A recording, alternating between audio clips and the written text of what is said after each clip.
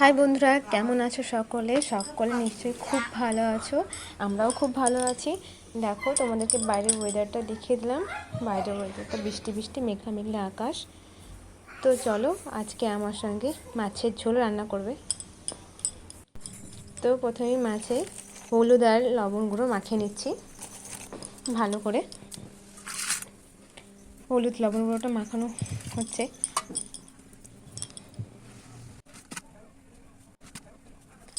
একটু ফার্স্টে দিয়ে দিলাম, তারপর কড়াই বসিয়ে দিয়েছি। কড়াইতে তেল দিয়ে দেবো, সর্ষের তেল। সর্ষের তেলটা আমাদের বাড়ির খাঁটি সর্ষের তেল একদম।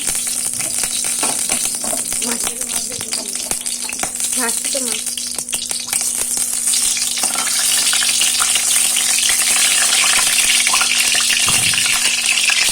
তোমরা মাছে মানে একটু লবণই দেবে, যাতে করে খিচুড়িটা না আসে। তোমরা ফ্রাই করে দেখতে পারো, দেখবে অনেক সুবিধা হবে। তো আমি মাছগুলো আস্তে আস্তে দিয়ে দিচ্ছি।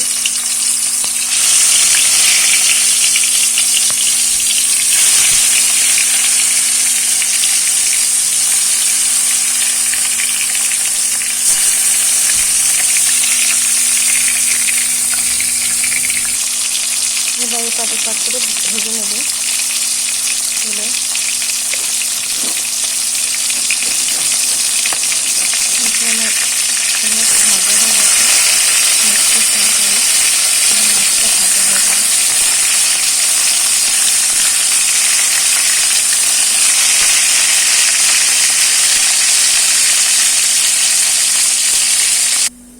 এই দেখো, আমাদের মাছ ভাজা কমপ্লিট হয়ে গেছে। আমি অফ ক্যামেরাতে কড়াই মাছের তেলেই পেঁয়াজ ও লঙ্কাটা দিয়ে দিয়েছিলাম, সেটা রেকর্ড করা হয়নি আমার। তো এখানে দেখো, পেঁয়াজ ও লঙ্কাটা আমরা ভেজে নিচ্ছি। লঙ্কাটা ভেজে নেব হালকা করে। ভাজার পর তখন আমরা টমেটো দিয়ে দেবো। এই যে দেখো, অলমোস্ট আমাদের পেঁয়াজটা ভাজা ভাজা হয়ে গেছে। এরপর আমরা দিয়ে দিচ্ছি টমেটোটা দিয়ে দিচ্ছি। টমেটোটা দিয়ে পর আবার একটু নিয়ে নেব। এরকম করে মাছের ঝাল রান্না করে খাবে, মাছের ঝালটা খুব ভালো হয় খেতে। এরপর একটু অল্প লবণ দিয়ে দিলাম, যাতে টমেটোটা সেদ্ধ হয়ে যায় তাড়াতাড়ি, তার জন্য। দেখো, টমেটোটা গলে গেছে। এরপরে আমরা মশলাটা দিয়ে দেবো। মশলার মধ্যে আছে, প্রথমেই আমি তৈরি করে রেখে দিয়েছি আমার মধ্যে আদা, রসুন, হালকা একটু সরষে লঙ্কা, আর একটু জিরে গুঁড়ো, ধনে গুঁড়ো আর একটু হলুদ গুঁড়ো এর মধ্যে দিয়ে দিয়েছি। মশলাটা দেখো আমরা কষিয়ে নিচ্ছি। মশলাটা কষানো হয়ে যাওয়ার পর একটু ভালোভাবে কষিয়ে নিয়ে আমরা মশলাটাকে স্টার করছি। এখন স্টার করি। মশলাটা দেখো হাফ কষানো হয়ে গেছে। এরপরে মশলা যে জলটা থাকে, এটা খুব ভালো। মশলার জলটা ওয়েস্ট করা একদমই উচিত নয়। মশলার জলটা দিলে মশলার রান্নাটাও খেতে খুব ভালো হয়, আমার মারা বলে।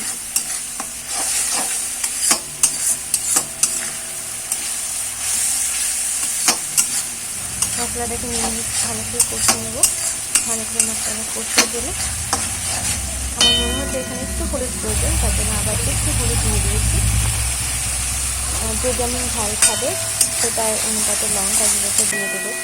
আমি এখানে আরেকটু লঙ্কার গুঁড়ো দিয়ে দেবো। প্রথমে লঙ্কার গুঁড়ো দিয়ে আমি বাটা দিয়েছিলাম, এখানে একটু লঙ্কার গুঁড়োটা দিয়ে দেবো আমরা।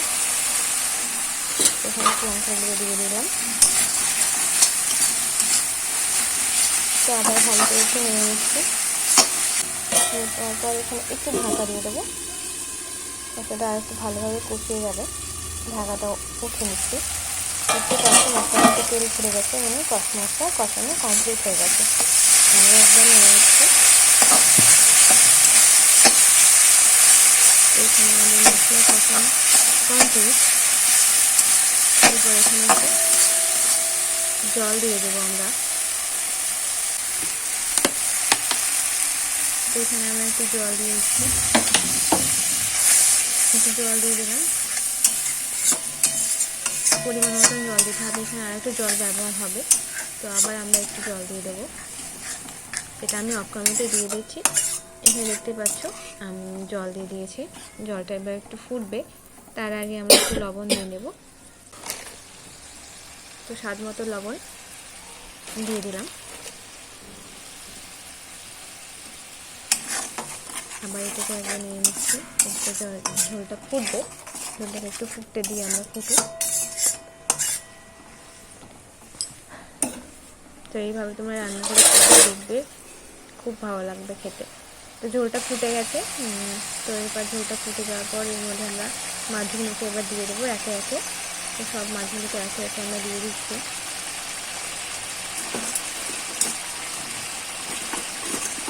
মাছগুলো এখানে দেওয়া কমপ্লিট হয়েছে। এরপরে আবার আমরা নিয়ে নিলাম।